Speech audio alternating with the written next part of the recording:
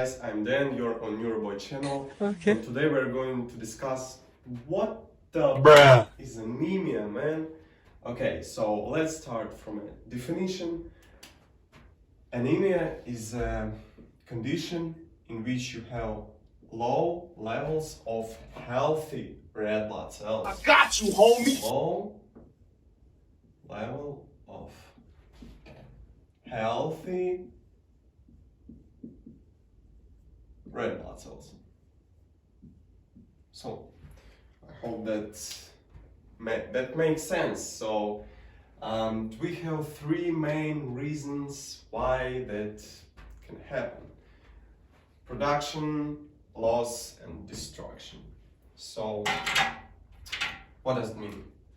We can have decreased production of red blood cells, or we can have increased loss of red blood cells, or we can have also an increased destruction of red blood cells. Let's discuss the whole list. So, what do we have in production? What influence the production of red blood cells? Of course, there's hormones. Hormones. What hormones? Man, T3, T4, EPO protein like erythropoietin, which is synthesized in kidneys.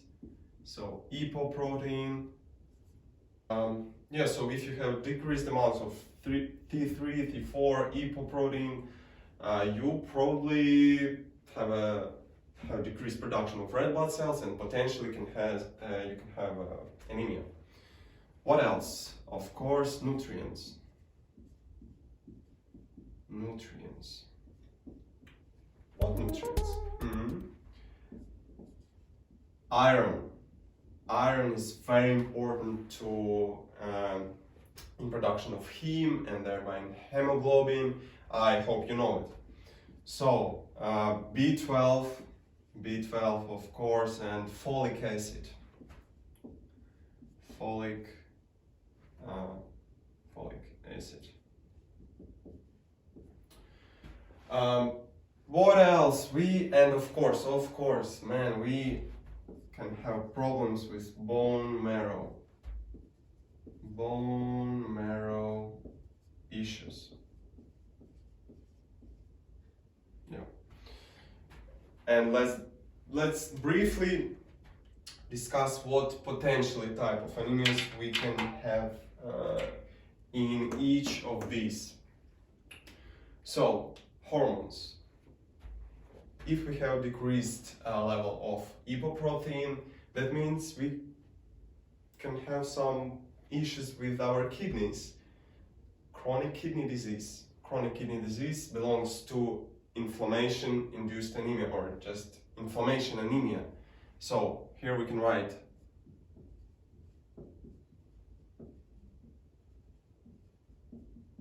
inflammation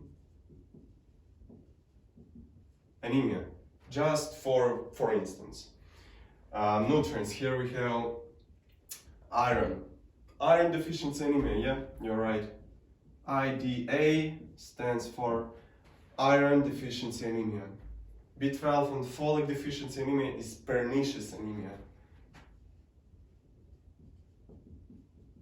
Pernicious anemia. So, yeah. And bone marrow issues, aplastic anemia. Aplastic anemia. In aplastic anemia, you have damaged hematopoietic stem cells and decreased production of, whole bunch of, you have decreased production of all types of blood cells. Yeah, so we discussed problems with production. Let's now move on to increased loss. And actually, there's nothing much to talk about. Increased blood loss, yeah, it's because of wound, for instance, blood loss. it could be wound, it could be penetration of stomach ulcer, for instance, when you know have the stomach and you have here an ulcer, and it's actually, it can penetrate stomach wall, and that causes really heavy bleeding. It could be so just ulcers, yeah, ulcers. Probably it can be heavy menstruation. Heavy menstruation. Yeah, all this, it's pretty simple. You just have increased blood loss, so you lose your red blood cells, and that can cause different types of anemias, like blood loss anemia. And we also have increased destruction, and we call it hemolytic anemias. We have a list of hemolytic anemias.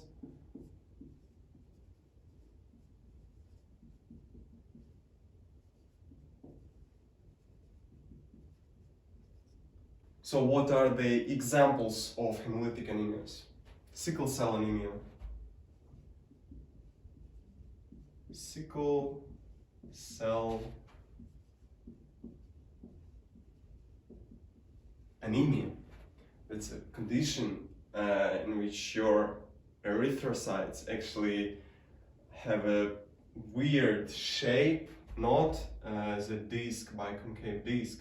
It's a normal shape. They have a shape that reminds of a sickle. And that causes erythrocytes, they are more prone to rupture actually. Also we have hereditary spherocytosis.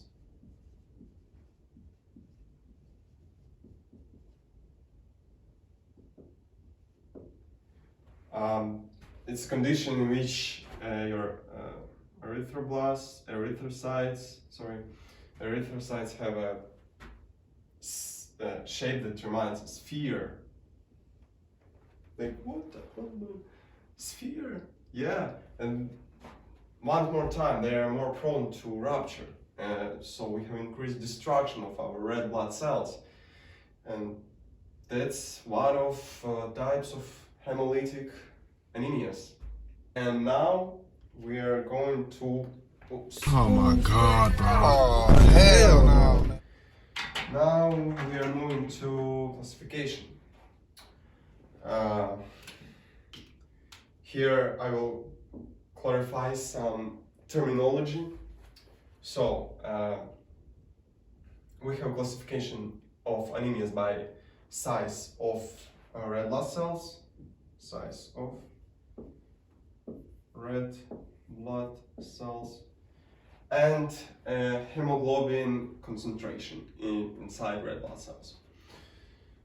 So there are three types in each of these. When we have decreased size of erythrocytes, that's microcytic anemia. So microcytic. Oh my God, I need a chair. Yeah, elderly man. So we have microcytic anemia. If we have actually normal size of erythrocyte, that's normocytic anemia. Yeah, it can be normocytic anemia. And if we have increased size of erythrocytes, that's microcytic. Yeah, microcytic. How we can measure that? Pretty simple. We have femtoliters, man. Yeah, we have femtoliters. If the normal range, okay, I'll write normal range. Normal normal range of MCV. That's new terminology. MCV is mean cell volume. So just in simple words, it's mean volume of erythrocytes. Range of MCV, which stands for mean cell volume. And normal range of MCV is from 80 to 100 femtoliters. So it's, oh, where's my green marker? Where's my green? Green is positive, it's nature, it's section.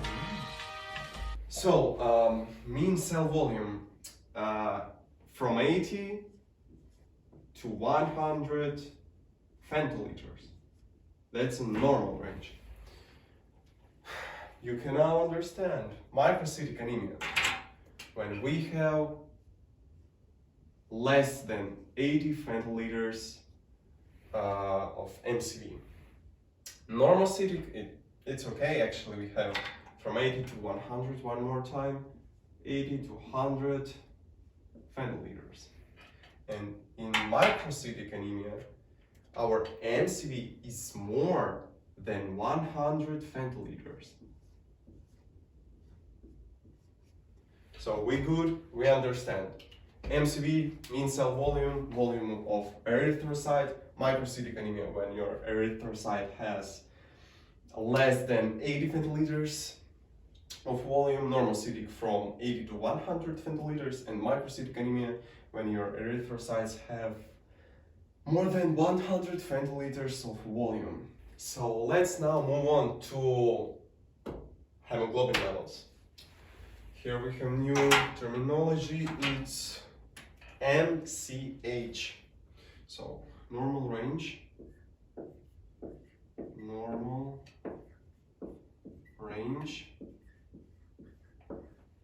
of MCH. What is MCH? MCH is mean cell or mean corpuscular hemoglobin. MCH. I'll write mean cell or corpuscular hemoglobin. Yeah, it measures in picograms, 1 trillion of a gram, and the normal range is from 27 to 33 picograms. Yeah, and now let's move on to hypochromic, normochromic, and hyperchromic anemias. What we have in hypochromic anemia? We have our MCH level below 27 picograms. In normochromic, that's okay, you're fine. We have from 27 to 33 picogram levels. And in hyperchromic anemias, we have our MCH levels more than 33 picograms. Yeah, actually we covered all of the basics of anemia, the causes, the classification, the terminology, some examples, so you have your basic understanding. And now let's move on to diseases. So let's start with microcytic anemias. We have 3 types: iron deficiency anemia, thalassemia, and anemia of chronic disease, or just anemia of inflammation. Iron deficiency anemia, or just IDA, it's pretty simple. We need iron to produce heme, and we need heme to produce hemoglobin. So if we have low iron levels, we have low hemoglobin levels. So basically we have a low what? MCH level. And if we have low MCH level, that's what? That's hypochromic anemia, right? But why microcytic? I'll explain. The hemoglobin builds up the main volume of the erythrocyte. So if we have low hemoglobin levels, we have lower volume in our erythrocytes. So low hemoglobin levels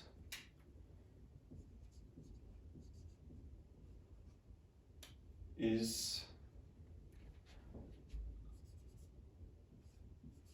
so low hemoglobin levels are responsible for low MCV levels. So that's it. What's the causes? What's the causes? Okay, what's the causes? Causes. Of course, first you may think it's diet, and yeah, you're right. It's diet problems. Diet, low iron diet actually, low iron diet. Low iron levels diet. Low iron level diet. Next is heavy blood loss. Yeah, it's blood loss. Next one. Blood loss and heavy menstruation. We talked about the causes of anemia, and in the center we have increased blood loss, and we discussed it. It's blood loss, heavy menstruation, and of course low iron diet. And just to expand your knowledge, I will explain a little bit more about how iron travels through small intestine to blood vessels, from blood vessels to cell. So we have in our blood we have a protein called apotransferrin. So it's apotransferrin. When our iron is absorbed through in small intestine and travels to the blood vessel, it combines with apotransferrin to create what? To create transferrin. Boom! Transferrin. So transferrin is basically a complex of iron and apotransferrin. So how transferrin reaches the cell? It's very simple. The cell have special receptors. It have ferroportin, which is responsible of transport of iron from transferrin to the cell. So ferroportin, and we get our iron inside the cell. Yup. So how actually iron is stored inside our cell? No problem. We have a protein called apoferritin. It's this one. Apoferritin. And when it combines with iron, guess what? They create new one. New protein that stores iron, and it's ferritin. Yeah, just like apoferritin without apo, just like apotransferrin without apo. So it's okay, it's ferritin. Now it's ferritin with iron inside. It's ferritin. So apoferritin just precursor for ferritin. And if you have iron deficiency anemia, so in anemia basically you may have low ferritin levels, and that's because you don't have enough iron. And if you do not have iron inside ferritin, what's that? Yeah, it's just apoferritin, so empty protein without iron inside it.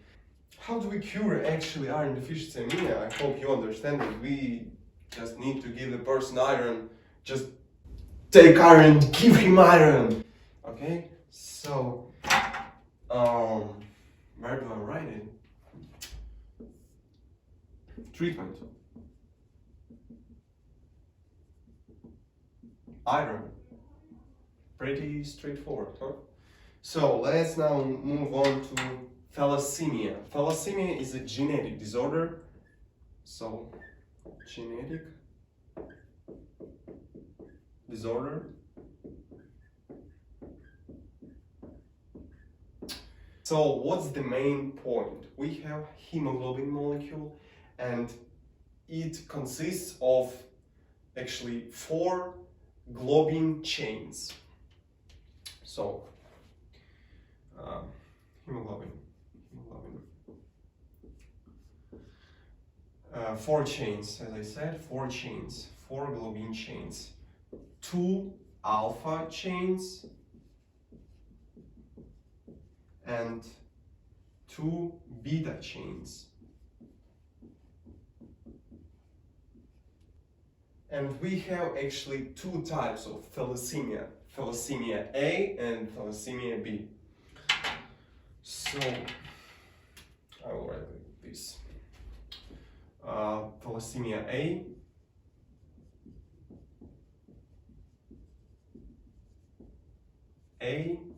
and thalassemia B.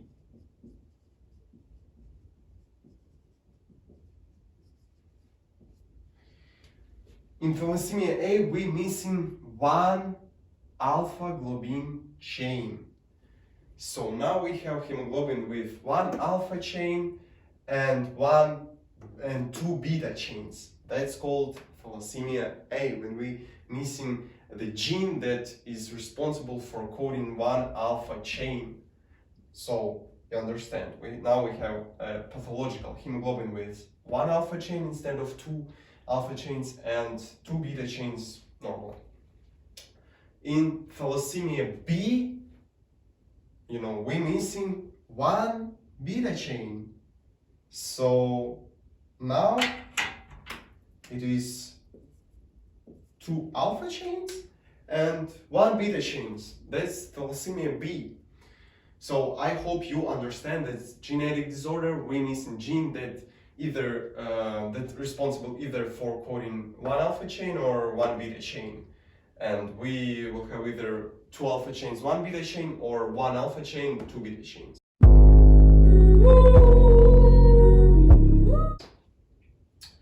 And what are the consequences?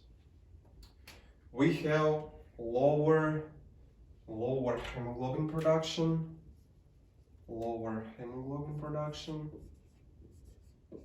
and you remember, low hemoglobin, low MCV. Low hemoglobin, low MCV. So that's why thalassemia is microcytic anemia.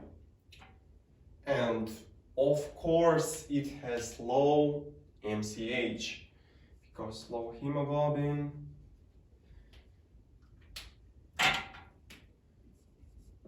leads to low MCH. So that's hypochromic anemia also.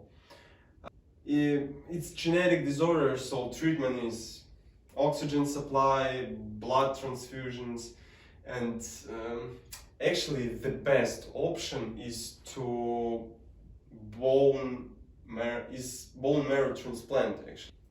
So let's move on to anemia of chronic disease. Always it is a secondary disease, so it's okay. I need my chair. Oh man, I'm so old. Secondary disease. Secondary disease.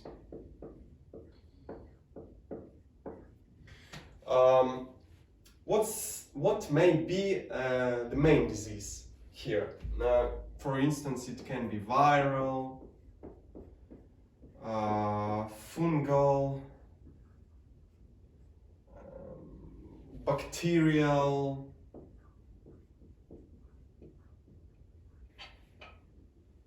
so viral, fungal, and bacterial infections. It may also be chronic kidney disease. Chronic kidney disease. And some other stuff, but we can't cover all of them in one video. So let's talk about causes. Why anemia of chronic disease actually happens. We will discuss two main things here. So we will discuss hepcidin,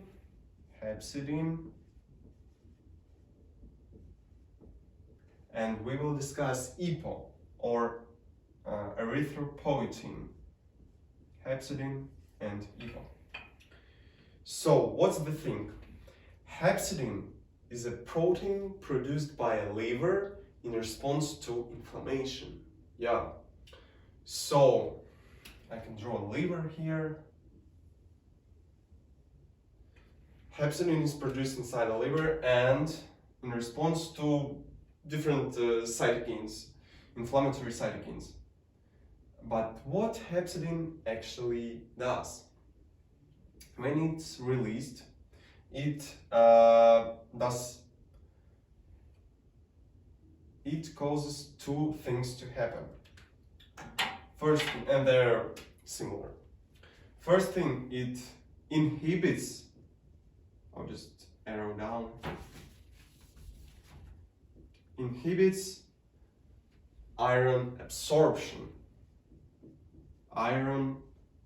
absorption from small intestine. And the second thing, it blocks the release of iron from the cell.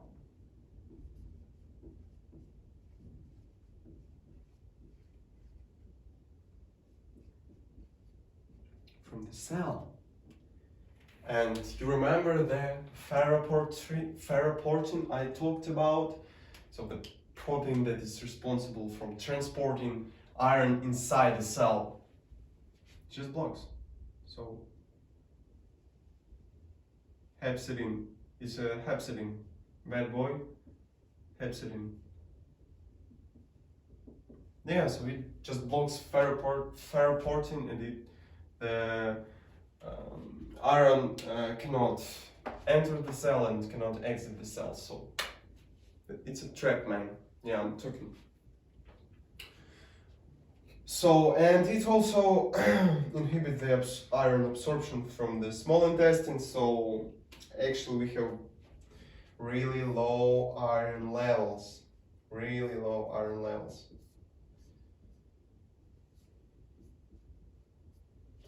Now the EPO thing. What about EPO thing? EPO or erythropoietin is a protein synthesized in the kidneys, and it is responsible for inducing hematopoiesis. So if we have chronic kidney disease, we have issues with erythropoietin, disrupted erythropoietin synthesis inside the kidneys, then as a consequence we have low red blood cells production.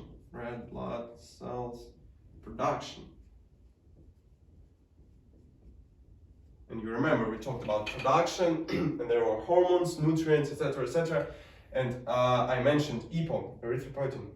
So low red blood cells production means just low levels of red blood cells, okay? Anemia, red blood cells. So yeah, that's pretty it for anemia of chronic disease. You really need to remember about hepcidin, the liver protein that inhibits iron absorption and release of iron from the cell. And also about EPO, erythropoietin, in chronic kidney disease. which cause low red blood cells production and eventually just low red blood cells level. So that's it for microcytic anemias, guys. I forgot one thing. Actually, anemia of chronic disease at early stages is normocytic, but it can easily progress to microcytic anemias. So you can consider anemia of chronic disease as normocytic and microcytic, depends on the disease, the stage, etc., etc. So yeah, just keep it in the mind. So normocytic anemias. Normocytic stands for normal MCV, mean cell volume. And let's just think in which cases you may have anemia but normocytic. So low red blood cells level, but they're healthy. So it's just blood loss. Okay? It's just blood loss, yeah. Blood loss, anemia. So your erythrocytes are okay, shape is okay, volume is okay, hemoglobin is okay, but you just have a blood loss, like ulcer penetration, heavy menstruation, we talked about it, so heavy menstruation.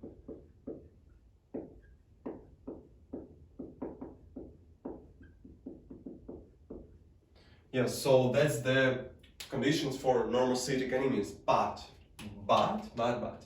we have also what's called aplastic anemia. Aplastic anemia. What is aplastic anemia? It's not a genetic disorder, you need to remember it. It's not a genetic, and in half of the cases the cause of aplastic anemia is unknown. The other half, it may be radiation, some specific drugs and cancer, etc., etc. But it's still idiopathic disease, so you cannot describe one exact cause of aplastic anemia. So basically in aplastic anemia you have damage to your bone marrow stem cells. So damage to your bone marrow or just hematopoietic stem cells. Bone marrow or hematopoietic stem cells. And let's just think. So what does it mean? We have low amount of healthy stem cells, so the cells that can produce all types, I remind you, all types, not only red blood cells, because stem cells produce all type of red blood cells, white blood cells, etc., etc. So we have a low level of stem cells, and that means what? That we have low levels of all blood cells, low levels of blood cells, and that condition is called pancytopenia. Pancytopenia, remember it. So pancytopenia.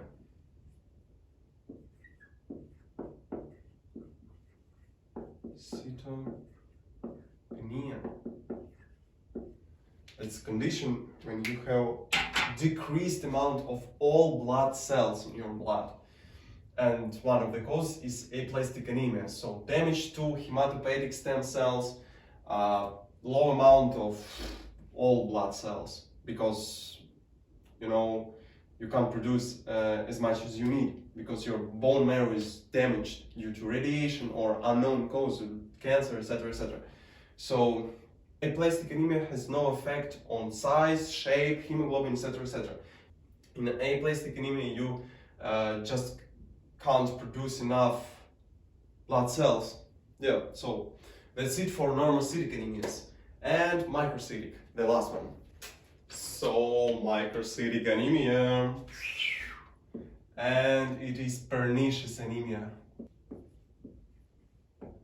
Or the B12 folic acid deficiency. Folic acid, just low levels of deficiency. And you need to understand that pernicious anemia is autoimmune disorder. So it's autoimmune disorder.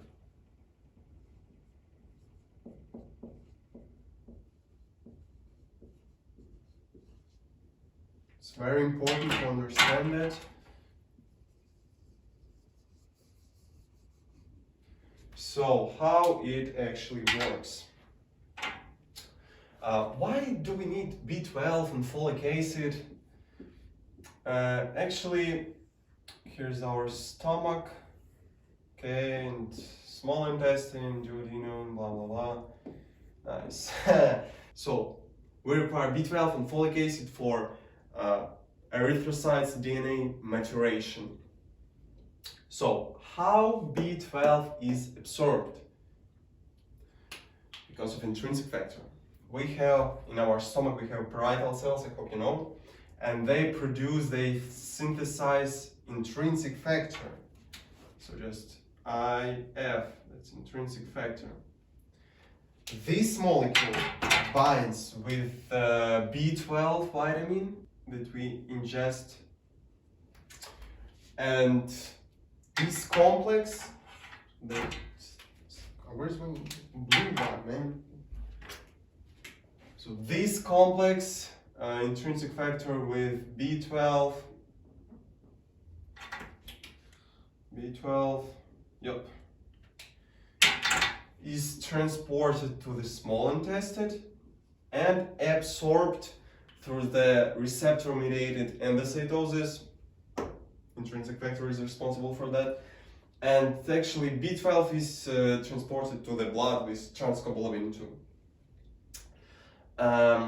But as it autoimmune disorder, we have antibodies, really bad antibodies, huh? Antibodies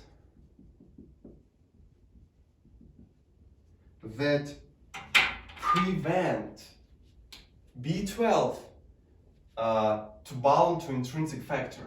So these antibodies attack intrinsic factor and prevent B12, I don't know what color to pick to explain you, and prevent B12 from binding to intrinsic factor. So now B12 cannot binds to intrinsic factor. Can B12 be absorbed without intrinsic factor? No. Oh my God, bro. Oh, hell no, man. What the? So if we have low B12 levels, we have really bad erythrocytes DNA maturation. And what it results in? It results in really big microcytic erythrocytes. So here's normal erythrocytes, biconcave shape. Here's the huge one, because its DNA didn't mature properly because of B12 deficiency anemia, you know. And it cannot carry as much oxygen as normal erythrocytes. That's one thing. Also, it's so big that it can stuck inside capillaries and eventually rupture, so hemolysis can be. And yeah, and the same with the folic acid. They have different ways of absorption, but same thing with folic acid. It's required for DNA maturation of erythrocyte. So yeah, that's pretty it. And what's the treatment? Of course, what's the treatment?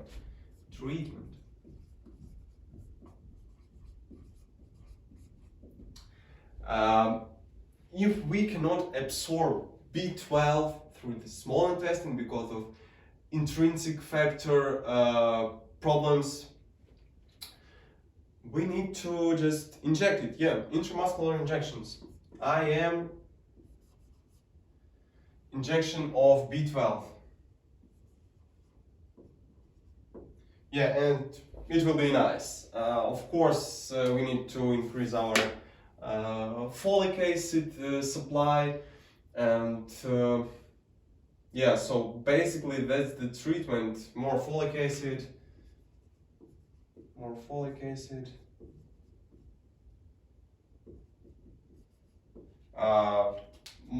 Vegetables, fruits, meat, it will be okay for folic acid. So, as a quick global recap, microcytic anemias, low MCV, hypochromic anemias, low MCH, iron deficiency anemia, low iron supply, low MCH because iron is required for heme production and heme is required for hemoglobin synthesis.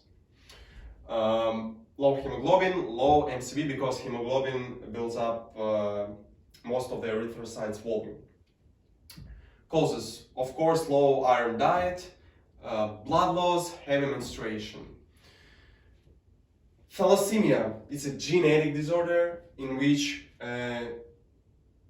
one gene that is responsible for either beta chain globin synthesis or alpha chain globin synthesis is missed. So we either have thalassemia A or thalassemia B. In thalassemia A, we miss one alpha chain. In thalassemia B, we miss one beta chain. So in thalassemia A, we have one alpha chain, two beta chains. In thalassemia B, we have one beta chain, two alpha chains. And one more time, low hemoglobin, low MCV, low hemoglobin, low MCH, hyperchromic, microcytic, all that stuff. Anemia of chronic disease. It's always a secondary disease. It can be viral, bacterial infections, chronic kidney disease and some other stuff, but we here talking about two main things. It's hepcidin, protein synthesized by a liver in response to inflammatory cytokines. And hepcidin is responsible for low iron absorption, so it blocks iron absorption, and it also blocks release of iron from the cells by blocking ferroportin protein that is responsible for iron transportation inside the cell. And of course, EPO in chronic kidney disease. EPO is responsible for EPO increases red blood cells production, and if we have low EPO level, we have low red blood cells production, and we have low red blood cells. So, normocytic anemia, blood loss, just low levels of red blood cells, but they are normocytic and normochromic, they are normal, but you just lost your blood, I don't know, heavy menstruation, and aplastic anemia.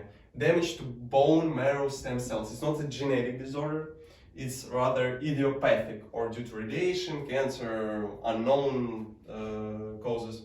So your damaged stem cells cannot produce enough blood cells, all blood cells. That's why you can have pancytopenia, condition in which you have low levels of all your blood cells, red blood cells, white blood cells.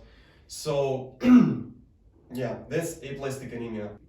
And of course, macrocytic anemia, pernicious anemia. It's B12 folic acid deficiency. It's autoimmune disorder in which antibodies attack your intrinsic factor produced by parietal stomach cells and preventing the B12 being able to bound to intrinsic factor. And without intrinsic factor, B12 cannot be absorbed in the small intestine.